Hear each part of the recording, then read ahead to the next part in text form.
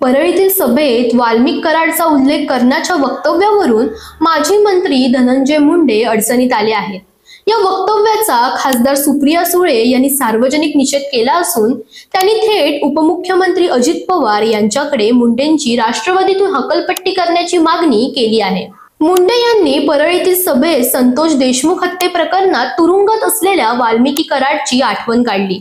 मुंडे म्हणाले होते, 9-10 महिने झाले, जगमित्र कार्यालय चालू आहे, काम सुरू आहे, पण एक व्यक्ती नाही याची जाणीव होते। काय चुकलं काय नाही ते न्यायालयच पाहिल। या वक्तव्यावर सुळे यांनी तीव्र प्रतिक्रिया देत म्हटलं, ज्यांनी कोणाच्या तरी वडिलांची, महाराष्ट्राच्या लेकाची क्रूर हत्या केली त्यांना फाशीची शिक्षा व्हायला पाहिजे। अशा लोकांकडे सहानुभूती दाखवणाऱ्यांना कोणत्याही पक्षातून बाहेर काढलं पाहिजे।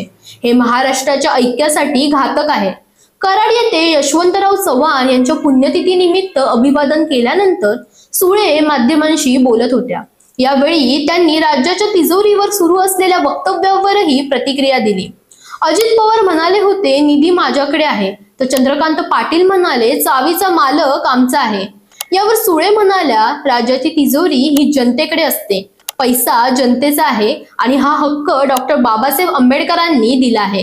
धनंजय मुंडेवरील कारवाईची मागणी आता कितपत गांभीर्याने घेतली जाते याकडे सर्वांचे लक्ष लागले आहे। या वक्तव्यामुळे राज्यातील राजकीय तापमान आणखीन वाढणार इतकं तर नक्की।